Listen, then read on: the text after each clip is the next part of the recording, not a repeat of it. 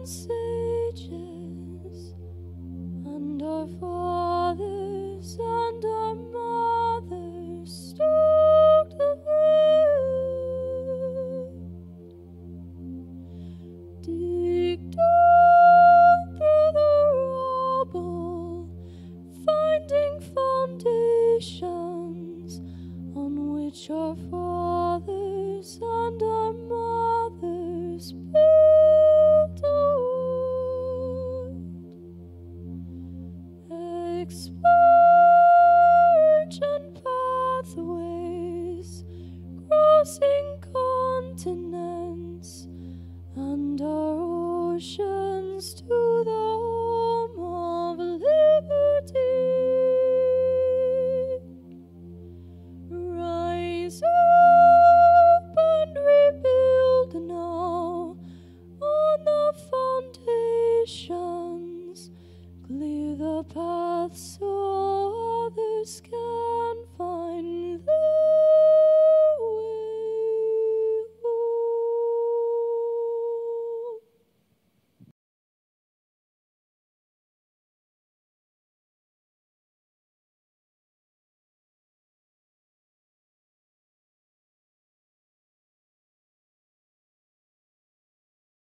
Hello, everyone.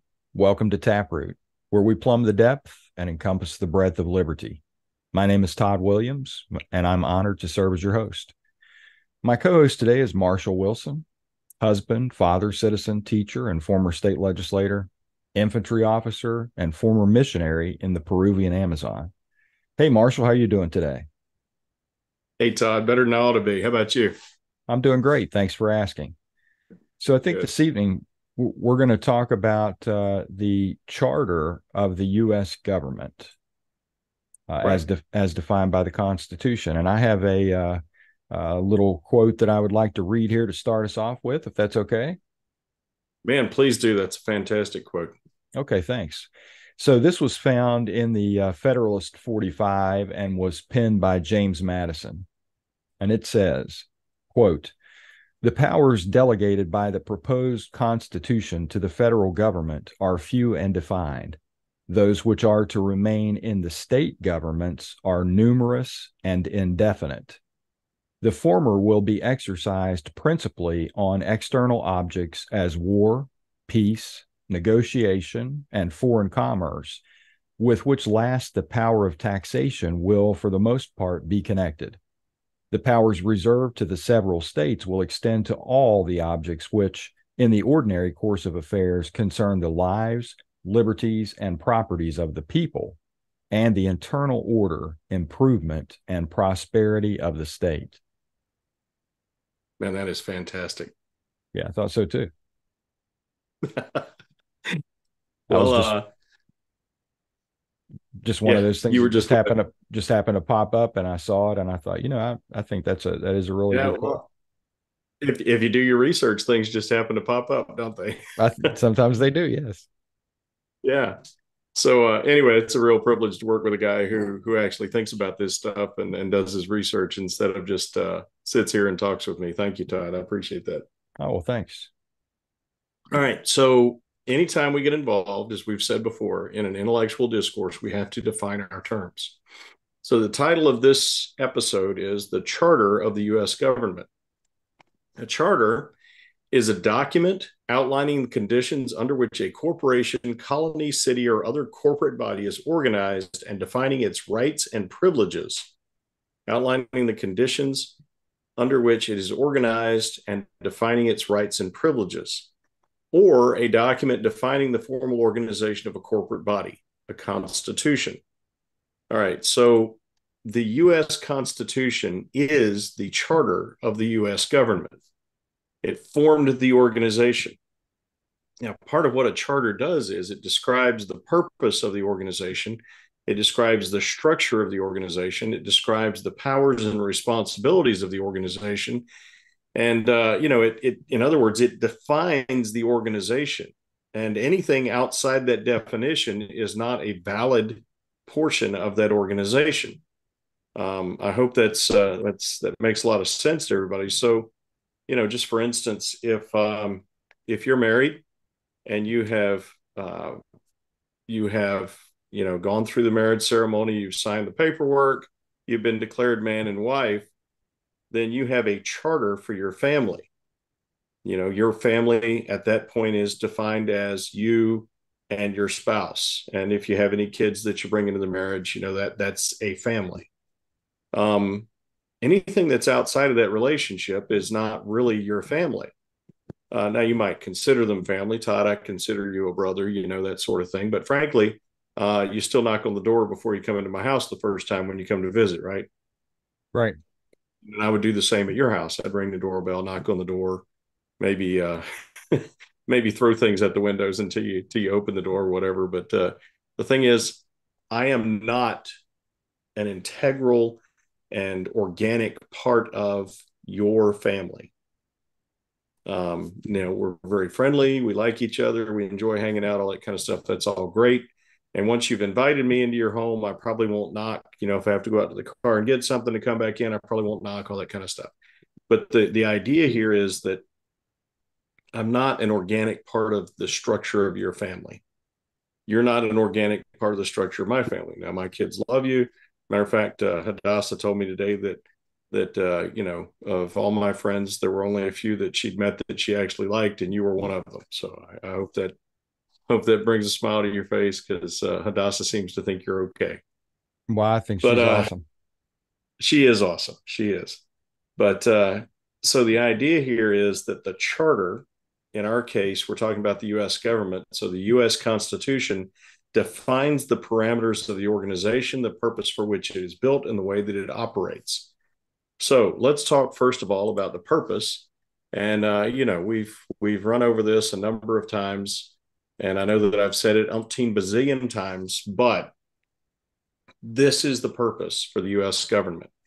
So in the Declaration of Independence, it says, we hold these truths to be self-evident, that all men are created equal, that they are endowed by their Creator with certain unalienable rights, that among these are the rights to life, liberty, and the pursuit of happiness. You ready for this? That to secure these certain unalienable rights, to secure these rights, governments in general are instituted among men. So in other words, the entire purpose for government as an institution, not our specific government, but government as an institution, is to secure the rights of the constituents. Now, the word constituent has come to mean, in postmodern American politics, your underlings, the people who elect you and then have to do what you say. But constituent actually means a part or a component of the whole.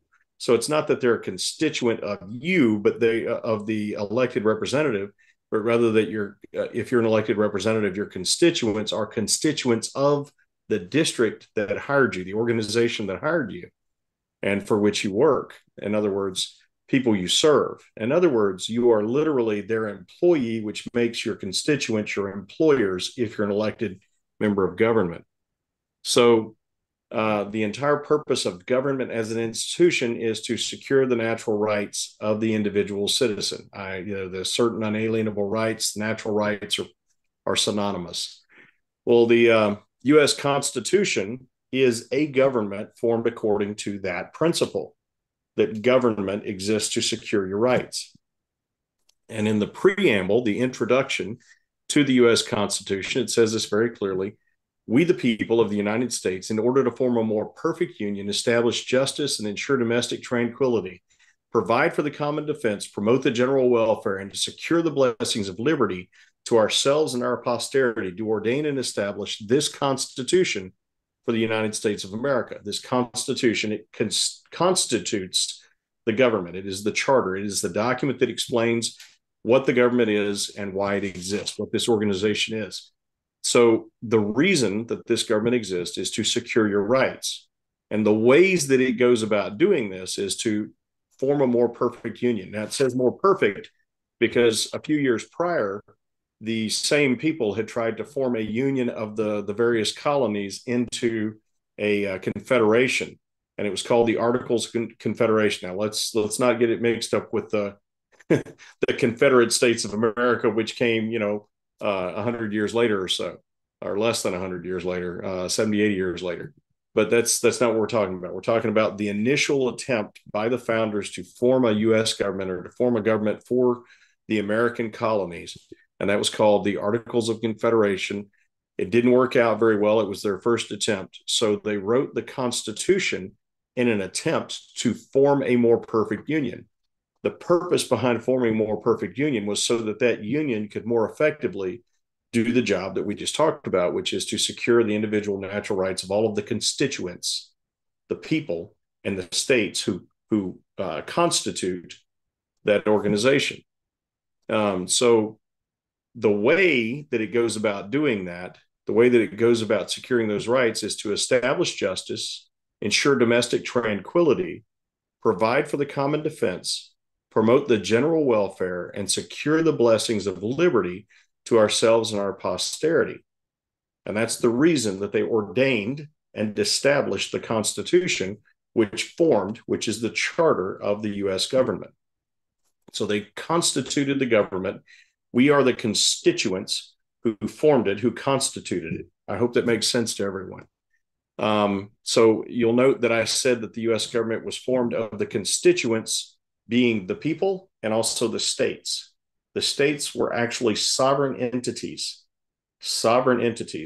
that made this federal government. And we've talked at some length previously about the fact that we have a separation of powers, and then we also have a federal government. And what that means is that there is a national level government, there are state level governments, then of course there are county and city and municipalities and all that sort of thing. It's very important to note that when I say levels, I don't mean that one is above the other. What I mean is, or more powerful, what I mean is that they're different. The US federal government has a different set of rights and authorities and responsibilities than do the state governments. And I'd like to reiterate that the state governments are sovereign. The state governments are sovereign.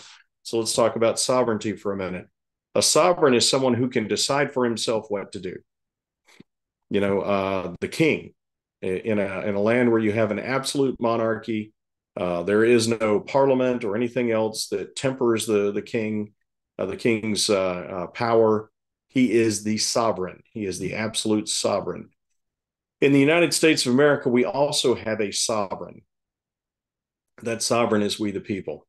We the people form this government. We the people form the government of the United States of America. We the people, in order to form a more perfect union, establish justice, ensure domestic tranquility, provide for the common defense, promote the general welfare, and to secure the blessings of liberty to ourselves and to our posterity, to our children and grandchildren, and not just to our individual children and grandchildren, but to the posterity of the nation in which we live. In other words, I'm here to secure the natural rights of my children, but I can't do that unless I also at the same time secure the natural rights of your children. If your children's rights aren't secure, mine certainly aren't. And I hope that you understand that if my children's rights aren't secure, your children's rights are not secure. So the idea here is that we formed this government to serve us by securing our individual natural rights and those of our children and grandchildren and great-grandchildren on down the line ad infinitum, and so be it. So the way that we did this was by separating the powers of government. So way back, Aristotle formulated this idea, but there were various other thinkers who discussed these ideas. Basically, there are three functions of government. There is the deliberative, all right? There is the executive, and then there is the judge, the judiciary. So the idea here is that the deliberative, or what we call the legislative, because it makes laws. To legislate means to make laws. The deliberative is this slow, ponderous organization that creates the laws of the land in the name of the people under the Constitution, according to the Constitution. And not only according to the Constitution itself, but according to the principles on which the Constitution were founded, which is that the government exists to secure your natural rights. That's the shorthand version of it, but that's what it boils down to. Yours and your children's and your grandchildren's and my children and my grandchildren on down the line, for every single human being. The word used is men, but that refers to man, the creature, meaning every single human being. So let's discuss what each of those branches is authorized and empowered to do. Keep in mind, power and authority are two very different things. Very different things. So the authority means that you have the right to execute or the right to act. Okay. There can be delegated authority, there can be inherent authority, there can be personal authority, all sorts of different ways of looking at authority. But effectively, what it means is the right to act. Now, a sovereign has unlimited authority. Who is the sovereign in this case? You and me. You and me. John Locke said that the natural state of man is a state of freedom. And then, of course, if you and I are each being free, sooner or later we bump heads.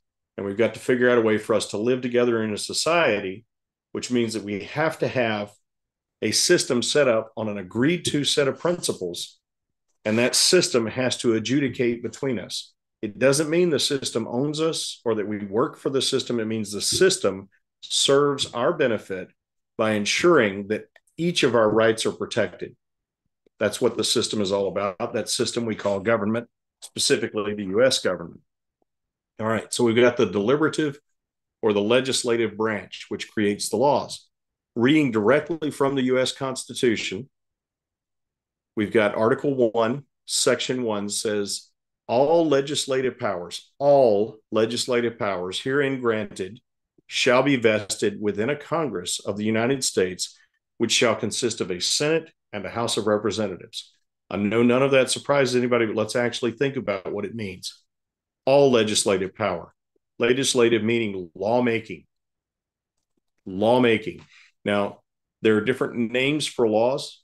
There are policies, there are procedures, there are ordinances. I want to be really clear about this. If we're doing it right, policies and procedures are not legislation. Unfortunately, the only language that the government speaks is law. That's the only language it speaks. And law always sounds like this. All right. Let me lay it out there for you.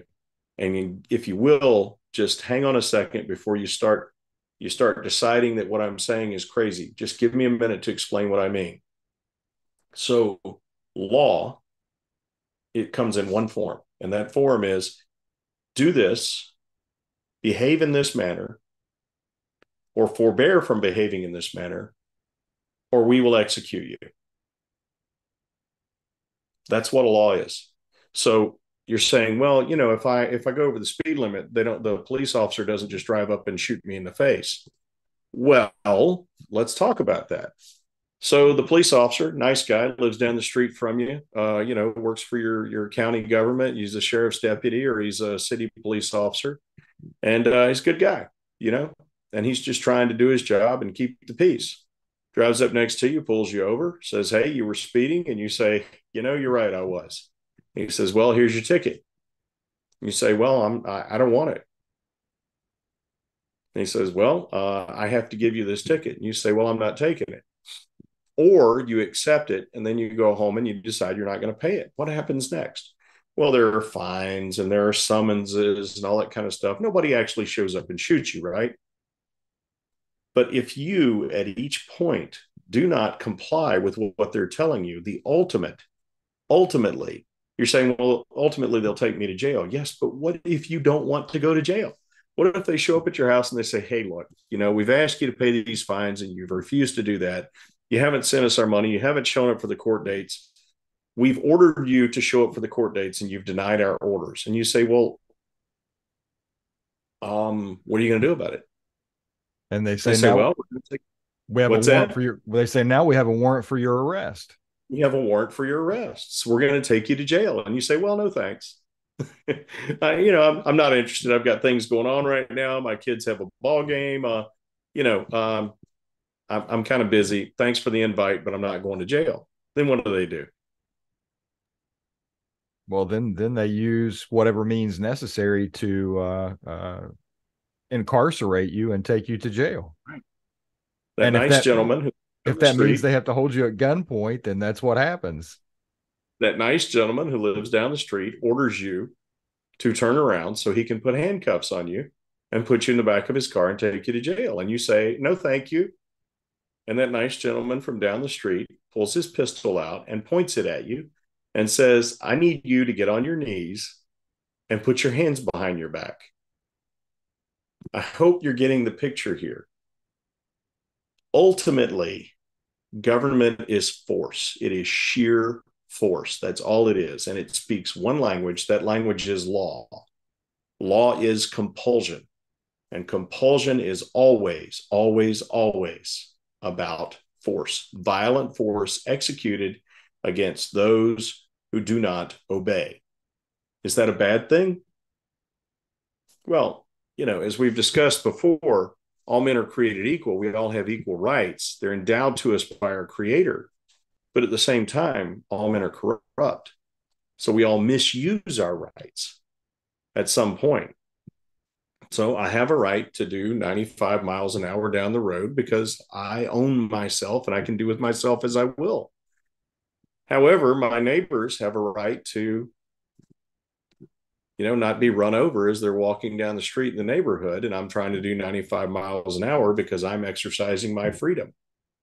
So the idea here is that for us to live in a society, we have to agree with each other that these things are acceptable, that this use of force to prevent people from misusing their rights are acceptable. That kind of reminds me of your example earlier, one of the other episodes where we were talking, and you said, you have the right to swing your arms around, but if I get too close to you and you smash me in the face, then does that mean that I've violated your arm swinging space, or you violated my face? My face has been violated a few times with a few arm swings. I don't know if you can tell, but 20 years in the infantry, I've been smacked in the face a few times. A few times I deserved it. But the thing is, you and I both have rights. And ultimately, because we are both corrupt and we are not going to self-regulate, we're not all going to self-regulate all at the same time. There has to be a method for maintaining, securing the rights of each person, maintaining that relationship in which we are all operating in freedom with secure rights. Now, what we have to understand is that there are strict limitations on what the government can do. And that's the only purpose that it can serve. It can't be about making us more comfortable or making us happy, because the government can't do that. The government is force, nothing but force. So if you want the government to do something, it only has one tool, and that tool is force. And you say, well, no, what they can do is, they can write laws or have proposals to do nice things for people, and, just to help people out. And, like they can give a grant to Bob over here who wants to start a turkey farm. There's nothing wrong with Bob having a turkey farm. I love turkeys. They're delicious, and I want Bob to have a turkey farm. I want turkeys to be available and to not cost too much. So the thing is, though, that for the government to help Bob start his turkey farm, if all you're looking at is the nice thing that the government is doing for Bob, you're forgetting the back end of that, which is that the government doesn't create anything. The government is not exchanging value for value. If I go and invest in Bob's turkey farm with my money, then what I've done is given him something that belongs to me. But if I go to another neighbor and I say, hey, I want Bob to be able to run his turkey farm, so I'm going to beat you to death if you don't give me half your paycheck so I can go give it to Bob so he can run his turkey farm, you'd call me a criminal, and rightly so. The problem is that's what the government does. The government comes to you and says, hey, Marshall wants to run a turkey farm. Bob's running a turkey farm, and Marshall really wants those turkeys. So we need to keep that turkey farm open, which means that you need to cough up some dough. And you say, well, I'm not a big fan of turkey. I don't like Bob, and Marshall's kind of a jerk. So no, thank you. And they say, well, tell you what, give us your money. And what are you going to do about it? So they have power that they exercise even outside their authority. And the section of the Declaration of Independence, which I quoted, is followed by a section that tells you what you're supposed to do if your government doesn't meet those requirements, if your government is not securing the individual natural rights of each citizen. Now, the problem is that any government that fails to secure the natural rights of its citizens is useless. It's invalid. It's not meeting its purpose. But any government that does anything other than that, by necessity, is literally depriving the citizens of the free exercise of their rights. So it's doing the opposite of protecting their rights. It's actually depriving you of the opportunity to freely exercise them. Well, how is that? Well, quite frankly, because you earned money. It's your money. You get to do with it what you want because you're a sovereign entity. That money belongs to you because you earned it by the investment of yourself, your time, your capabilities, your effort to earn that money or to create that wealth. It's yours. And then the government shows up and speaks law to you. It says, you will give us this money so that we may give it to Bob so that he can raise turkey so Marshall can eat turkey. And you say, I'm not doing that. And they say, oh, but you are. We will compel you to do so. That is exactly what we're talking about here. So, in order to secure your individual natural rights, all legislative powers, there is no other section of government, of the federal government, that has the right to make laws, to tell you what to do, other than the legislature. And what is unique about the legislature is that every member of the legislature, and here, the legislature we're talking about is the US legislature, which is called the Congress. The US Congress is a legislative body. And what's unique about it is that every single member is elected by a constituent or a constituency of the United States. And the way this was set up was that the House of Representatives, the lower house, the larger house, would represent the people based on the population. In other words, each of the representatives would represent an equal proportion of the population of the United States. What a lot of people don't know is that the Senate was originally organized, the Senate was originally established to represent the states. Was this a good thing or a bad thing? Well, as far as I'm concerned, it was a really good idea. The purpose behind it was ultimately so that the states could protect their prerogatives from the US government. Well, how does that work out for us? The idea is that the states have a vested interest in protecting the rights of their citizens. The states were sovereign entities with a vested interest in protecting the rights of their citizens, the constituencies that existed within those states. The purpose being that the state governments would protect the citizens of the states from overreach by the US federal government. Because this huge, massive government has the opportunity to take from the states their prerogative to protect people from the overreach and the overstepping of bounds that would deprive the citizens of their individual natural rights. Now, of course, at some point in the near future, we're going to discuss why that was considered a problem when you've got certain states which uphold slavery, which of course denies an entire massive constituency across certain parts of the country of their natural rights, of the free exercise of their natural rights. So obviously something has to be done about that. But what we did was we took away the sovereignty of the states and gave it to the US federal government. So now, this was by an amendment to the US Constitution, I believe it was the 16th, that took away the right of the states to elect the senators, and now senators are elected by popular vote. Well, you might think that's a good idea because it's more democratic, the people have more control, but actually what it does is it deprives the people of the states of the protection that the state governments previously had against the federal government. The state governments used to be a constituency that had to be represented at the federal level. And now they really no longer are because of that. But let's get back to what the legislature, the Congress, is supposed to do. All power, all legislative power resides in the Congress at the federal level. That means that all decisions about what must be done by the federal government are made in the legislature. The legislature is actually in charge of the federal government. They tell it what to do. Now, right now, it appears that the Congress is actually the weakest branch of the US government.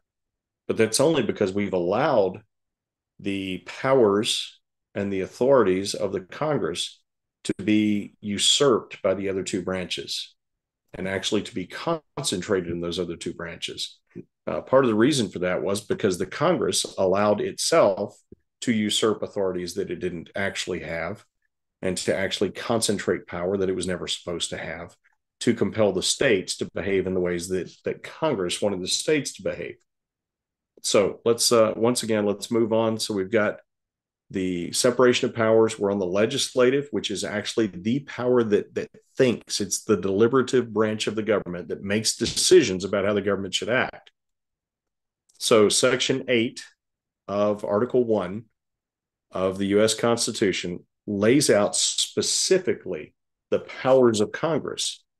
And if you will, let me chase another rabbit real quick. The 10th Amendment to the U.S. Constitution, which is the last amendment in the original Bill of Rights, the first 10 amendments of the Constitution, it makes it very clear that any powers that are not specifically enumerated to the U.S. federal government belong to the states and to the people. And give me just a second here, and I'll read that to you real quick. The 10th Amendment to the U.S. Constitution. By the way, for my friends in West Virginia, if you go to the West Virginia legislative website and you go to the top row and you find the tab that says state law and you click on it, you can get to the U.S. Constitution and also to the West Virginia State Constitution. The 10th Amendment to the U.S. Constitution says the powers not delegated to the United States by the Constitution, United States government, by the Constitution, nor prohibited by it to the states, are reserved to the states respectively or to the people. So if it's not in this list, if it's not in the list of enumerated powers in the U.S. Constitution for the government, the U.S. government has no business even thinking about, maybe considering trying to do it. And yet our federal government does things that are not in this list. Okay, so let's talk about this. Borrow money on the credit of the United States. They obviously do that. Regulate commerce with foreign nations, among the several states, and with the Indian tribes. This phrase right here, the Commerce Clause, has caused more problems and more usurpations of the authorities and the rights of the state governments and of the individual citizens and we're going to have an entire episode just about the Commerce Clause to discuss that. To establish a uniform rule of naturalization and uniform laws on the subject of bankruptcies throughout the United States. Coin money, regulate the value thereof, and a foreign coin, and fix the standards of weight and measures. Provide for the punishment of counterfeiting securities and current coin of the United States. Establish the post office and post roads. Promote the progress of science and useful arts by securing for limited times to authors and inventors the exclusive right to their respective writings and discoveries. In other words, we're talking about patents and copyrights. Now, a lot of people want to promote the progress of science and useful arts as the entire intent of that provision there. But the provision is to promote it by securing the rights of the authors and inventors by patent and copyright. But what they'll say is that the government exists to promote science and useful arts, so we're just going to dump bazillions of dollars into studying, how many angels can dance on the head of a pin, and they don't have the right to do that. To constitute tribunals inferior to the Supreme Court, in other words, federal courts. To define and punish piracies and felonies committed on the high seas and offenses against the law of nations. To declare war. Grant letters of reprisal. What's that? I said that's a good one. When was the last time the Congress declared a war? Well, it was World War II. Right. Unfortunately, obviously, we haven't fought any wars since then. Wait a second. No, Wait a second. they were I wasn't around conflicts. in World War II, and yet I'm a combat veteran. How did that happen? They didn't call them wars, Um, they called them conflicts, right? you know, they're actually using the word war, and they're not even trying to hide it anymore. They called Vietnam a conflict to try to hide it, but they're just laying it out there. So only Congress can declare war. The president cannot declare war. Only Congress can do so. And it doesn't say that Congress can grant, what are they called? Authorizations for the use of force. It says declare war. Right. Now, the problem is that the people don't want war, so Congress won't declare war, but the government wants to fight. So what they'll do is authorization for the use of force, completely illegal. And of course, once we get into the study of the actual Constitution versus the annotated Constitution, with all of the decisions of the Supreme Court and various other courts that make up the annotations, you'll see how they've gotten around this. But the fact of the matter is the Constitution is very clear. Congress has the right to declare war. And the reason it's Congress is because they belong to us. They work for us. In other words, Sure. if Congress declares war, the people of the United States have declared war. If the president declares war, effectively you have a king. So he will declare war. He'll decide what we're fighting over, and he'll decide whether or not your children go and get shot at over whatever it is he's decided. But if we declare war, we are a lot more likely to declare war to secure our nation, to secure our natural rights, than we are for whatever other purposes we're going to war these days. Like the military industrial complex. Don't get me started. We'll do another episode on that. But I wanted to say Congress something. says yeah. Yeah, I just wanted to say something there real quick. The next 2 points, I think, go right along with the being able to declare war. And I think it's very important to note that the next one says to raise and support armies. Okay. So in the beginning, when this happened, we didn't have a standing army. Right. The only thing that was there all the time, and that's the next point, to provide and maintain a navy to protect our coastlines and protect us from invasion. But we didn't have army bases all over the world. And, Nope.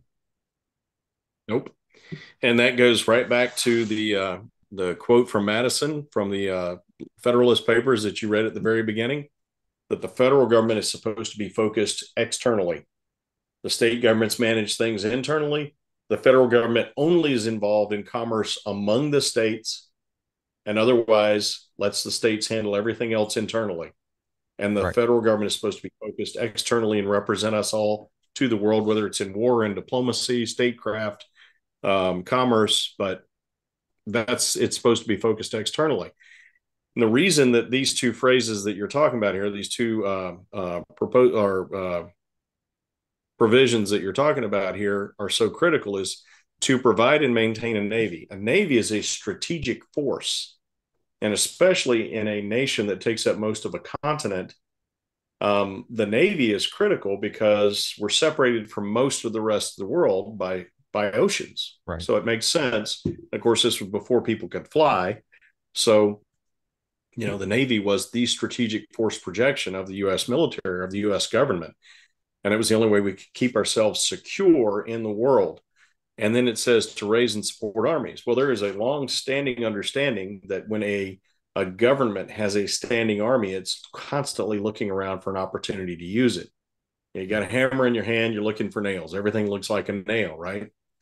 Well, Yep. The thing is that the federal government was only authorized to raise and support armies for specific purposes. In other words, if the people, through their elected representatives in Congress, declared war, then the Congress was allowed to raise and support an army. Support meaning, pay them out of the public taxes. But the next phrase after to raise and support armies says, but no appropriation of money to that use, in other words, to raise and support armies, shall be for longer term than for 2 years. 2 years. 2 years. Yeah. Which All means right. you only have a standing army for 2 years. And after that point, you get no more money for the army. Well, after that point, you have to go back and request the money to Right. maintain the army. Right. But the idea is that you have to make the argument over and over and over every 2 years for maintaining that army. And the idea being that if you showed up in Congress and said, hey, we need to keep paying our army, they'd say, well, the war's over, or we haven't declared war. You can't have any more money. Send your soldiers home. All sorts of issues, repercussions, concepts there. But the idea was that there would not be a standing army, that we would not maintain troops in foreign lands, and that there would not be a standing army within the continental United States, within the boundaries of the United States, so that the people of this country would never live under threat of the army being used against them. That was Right. the idea. Is All right, that so go ahead. am I using the correct? Is that posse comitatus? Is that the correct term for that? Well, posse comitatus refers to the fact that basically what it breaks down to is that if any state sends its troops into another state without their being invited, that is considered an invasion. Okay. Well, the United States of America is also a state in general terms. In other words, it's a formed government with certain powers. So if federal troops are sent into any state without the invitation of the government of that state, the people of that state through their state government, that's an invasion. That is legally considered an invasion. And when I was an emergency operations planner and an operations officer, I often did what we called civil military operations. And we had to have standing understandings, standing agreements that would allow us. So like if, we're in West Virginia, if Virginia or Ohio or Pennsylvania or one of these other crazy states that border our wonderful state had an issue and they needed help from us, they would have to request it. Because if we just sent a bunch of National Guardsmen into their state, that was literally, legally, an invasion, a military invasion of their state. And a lot of people don't understand that, but it's a fact. And that is because of the sovereignty of each individual state, right? Bingo. Yes, sir. All right. So provide and maintain a Navy to make rules for the government and regulation of land and naval forces. That's called UCMJ, Uniform Code of Military Justice. To provide for calling forth the militia to execute the laws of the Union, suppress insurrections, and repel invasions. Okay, let's take a second and talk about what militia is. Of course, this word has been twisted around all over the place because it is mentioned in the Second Amendment. And if you go back and you look at who the militia were, it was men of military age, and that was like 16 to 60, who could bear arms, just citizens who were capable of bearing arms, who were capable of repelling an invasion by working together. In other words, we the people are the militia, and it's our job to defend our land. All right. To provide for calling forth the militia to execute the laws of the Union, suppress insurrections, and repel invasions. So in other words, the three reasons were to execute the laws of the Union, suppress insurrections, and repel invasions. Of course, the army, the actual federal army, was there to fight our wars. So if we were invaded, it would be up to the federal army to fight that war, but also the militia of each state would be called upon by the chief executive of that state, the governor of that state, to, the militia being the people, we the people, to fight. It's really that simple. Now, insurrections, basically, if someone is trying to destroy our government, to destroy our constitutionally founded government, then it's our job to, as the people, to stop them. We the people are the militia.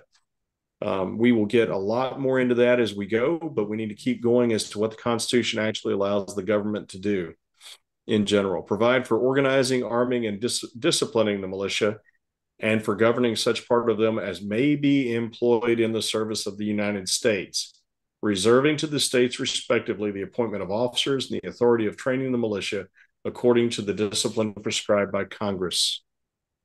An interesting fact there. Yes, sir. To exercise exclusive legislation in all cases whatsoever over such district not exceeding 10 miles square as may be by cessation of particular states and the acceptance of Congress become the seat of the the government of the United States, and to exercise like authority over all places purchased by the consent of the legislature of the state in which same shall be blah, blah, blah, blah, blah. So basically the idea here is that what did not exist yet, but what would become the District of Columbia, Washington, D.C., would be governed by Congress. It's right there in the Constitution. It says it very clearly. Also, it's not ever to become a state because states are sovereign. This is governed by Congress. It literally belongs to the federal government. That's why it can't be a state. To make laws which shall be necessary and proper for carrying into execution the foregoing powers and all other powers vested by this Constitution in the government of the United States or any department or officer thereof. The powers vested by this Constitution in the government. It's very clear. It does not say whatever they dream up. They have the right to make positive laws to support this constitutional law, which we have founded on natural law. If it doesn't comport with the constitutional law or with the natural law, it is an invalid positive law. Positive laws are laws made by men by the legislatures. The laws made in the legislatures by legislative action are positive laws. That doesn't mean they're positive as in they make you feel good about them or that they're necessarily good. They can be very negative laws. But positive means that they actually went through the process of creating a law. That's all it means. All right. The next section, section 10 of Article 1, lists the specific limitations on the powers of Congress.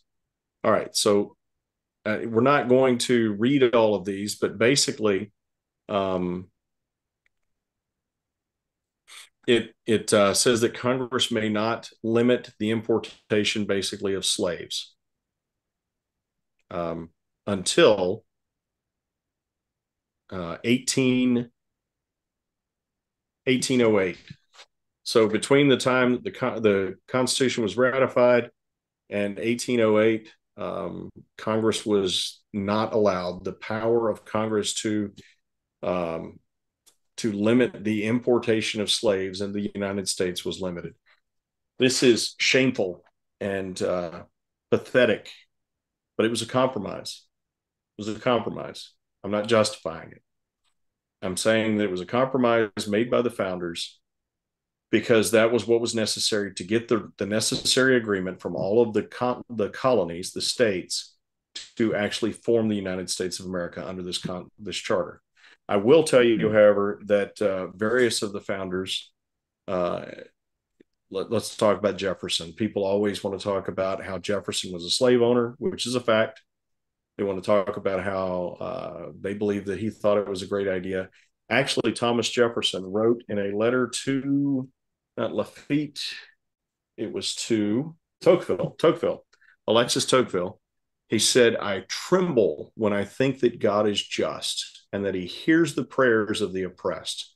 I tremble for my country." In other words, he admitted the great horror, the great sin that was being done against people in the United States who were held in chattel slavery. I'm not justifying anything. I'm just telling you this actually was something that they fought with, that they dealt with. And if you go back and you read through some of the papers in the Federalist Papers and the Anti-Federalist Papers, this is a serious issue that was discussed. We failed on this point, and we paid the price. Paid the price in the 1860s, and a lot of Americans died over that. However, this is actually in the Constitution. It says that the Congress is denied the power to limit the importation of slaves into the United States. That's in Section 9 under Article 1. The privilege of the writ of habeas corpus shall not be suspended unless when in cases of rebellion or invasion, the public safety may require it.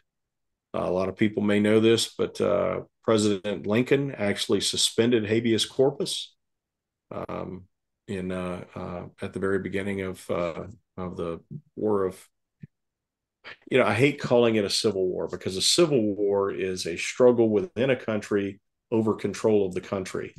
What you actually have is part of the country declaring independence from the country, from the nation, and fighting for their liberty to do awful things, but also their liberty to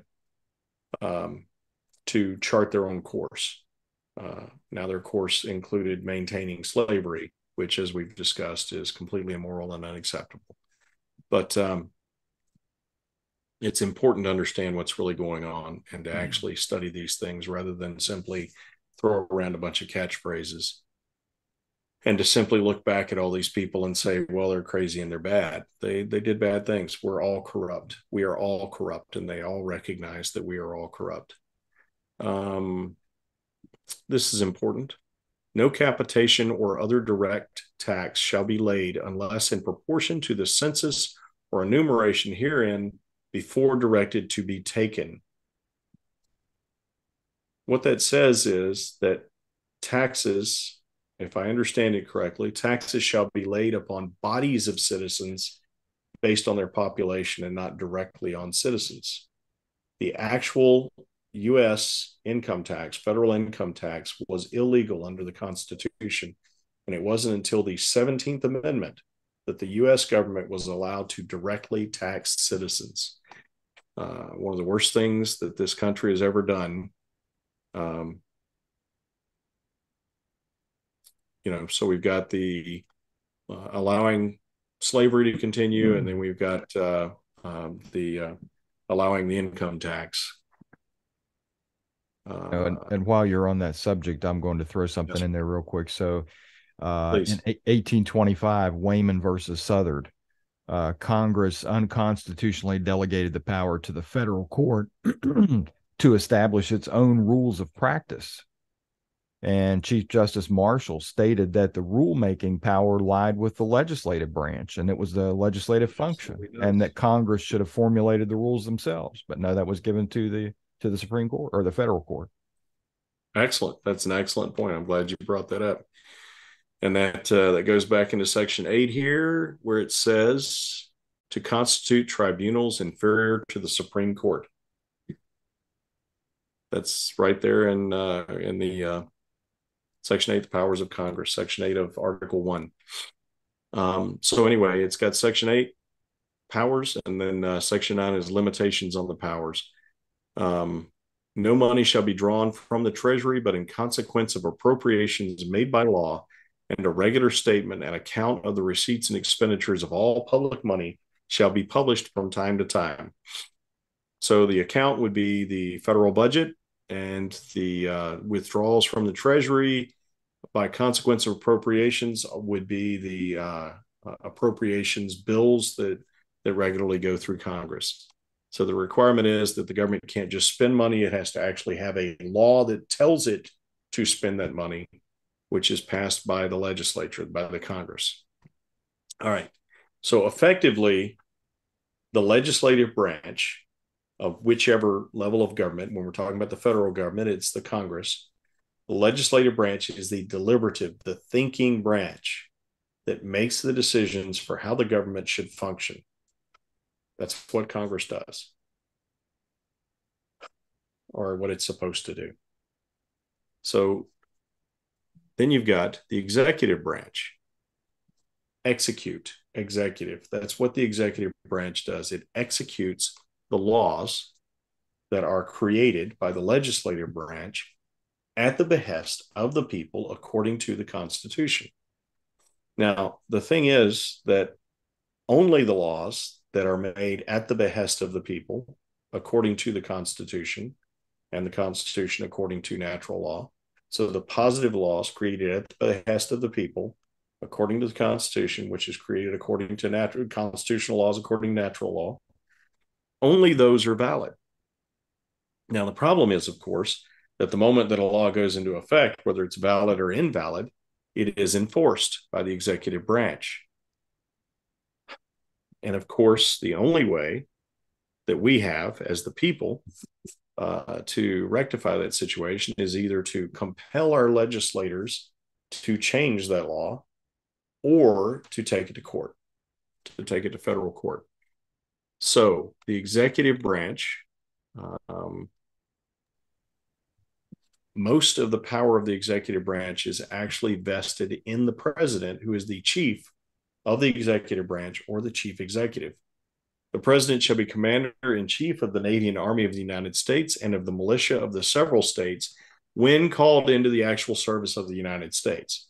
So only when they are federalized is he the commander-in-chief of the militia. He may require the opinion in writing of the principal officer in each of the executive departments upon any subject relating to the duties of their respective offices, and he shall have power to grant reprieves and pardons for offenses against the United States, except in case of impeachment.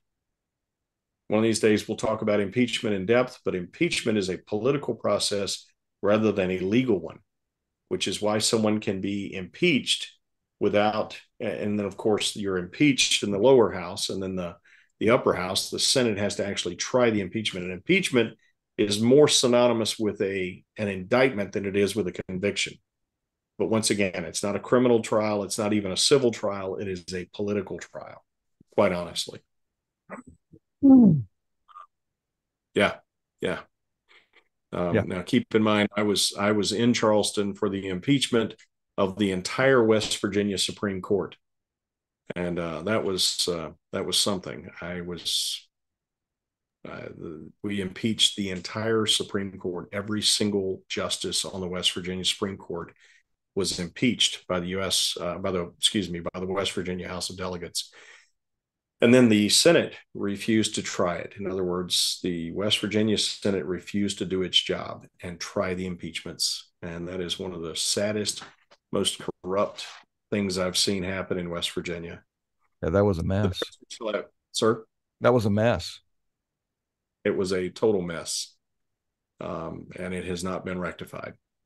The president shall have power by and with the advice and consent of the Senate to make treaties, provide 2/3 of senators concur, who are present concur, nominate with the advice and consent of the Senate ambassadors, other public ministers and consul, judges of the Supreme Court, and other officers of the United States, whose appointments are not herein otherwise provided for, which shall be established by law. But the Congress may by law vest the appointment of such inferior officers as they think proper in the president alone, in the courts of law, and the heads of departments. So effectively, the power to make treaties, the president can go and negotiate them. He can shake hands. He can sign all the documents he wants. But until the Senate ratifies that treaty, it is not law. It is not, the U.S. is not bound to follow it. A lot of people don't understand that. So if the president goes off on his own and goes to some conference, the G24 or the Kyoto or whatever, and he signs an agreement that says from here on out, the United States will no longer use gasoline, or we will surrender all of our arms to the United Nations. The president doesn't have the authority to do that.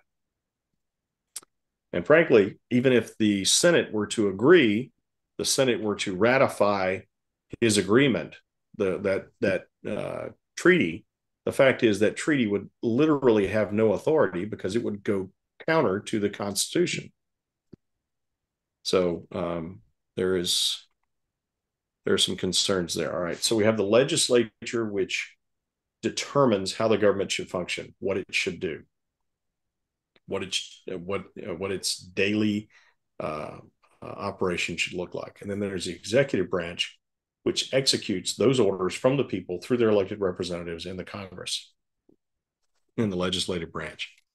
Judicial branch, the judicial power, the power to judge, the power to interpret law. In other words, the legislative makes the law, the executive executes the law, the judicial interprets the law. And where that comes in is if the legislature makes a law and the executive executes that law, and then the people who are oppressed by the execution of that law then go to the judiciary and say, hey, hang on a second, can you interpret this for us?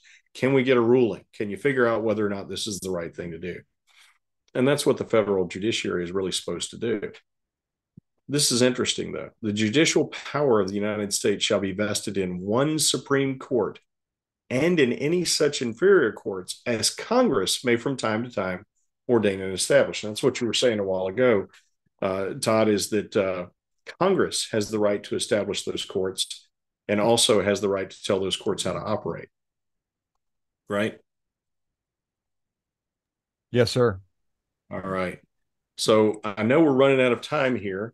There's a lot more in here that needs to go, but we are through the actual 3 branches of the federal government. Perhaps we should cut it off now, and maybe next time we can take it up with the powers of the states. and go from there and talk about the relationship of the states to the federal government. And from there on out, we can talk about how all of that works together. And then we can go into the Bill of Rights and then discuss some of the other amendments after that. So we're talking 3, maybe 4 more episodes to really get through the Constitution. Is that okay? Yeah, I think that sounds great. Okay. Well, I really, really appreciate your time. And I know that I've done more than my fair share of talking tonight, but your interjections have been critical. And I'd like to ask you, if you don't mind, would you reread Madison's quote from, you said it's Federalist 35? 45, I believe. 45, my bad. Would you please? Because that's critical. Yeah. So it says the powers delegated by the proposed Constitution to the federal government are few and defined. Those which are to remain in the state governments are numerous and indefinite. The former will be exercised principally on external objects as war, peace, negotiation, and foreign commerce, with which last the power of taxation will, for the most part, be connected. The powers reserved to the several states will extend to all the objects which, in the ordinary course of affairs, concern the lives, liberties, and properties of the people, and the internal order, improvement, and prosperity of the state. Fantastic.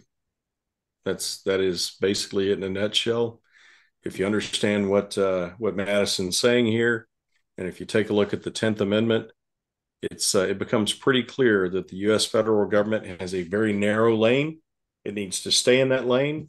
And if it does its job and leaves the states and the people alone, that some amazing things could happen. I really appreciate you, Todd. Yeah, go ahead. I'm going to say as to your point there, not only has the federal government not stayed in its lane, they've built a super highway. Yeah, they absolutely have. All right, I want to thank everybody who's been listening. I can't tell you how grateful we are that you put up with us, especially me. And I am grateful for your time and consideration. And look, we really look forward to hearing from you. Specific questions or concerns that you might want us to address. If you want to correct us on something, you want to shoot me a note and say, you misread this part, or maybe you don't understand this part. I'll be happy to have the conversation.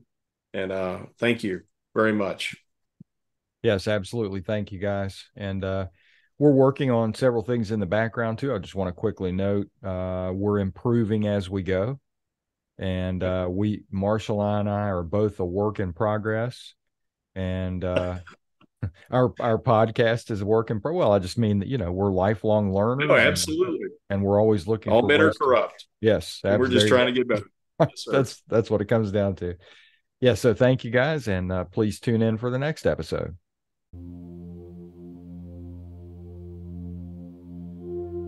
Reach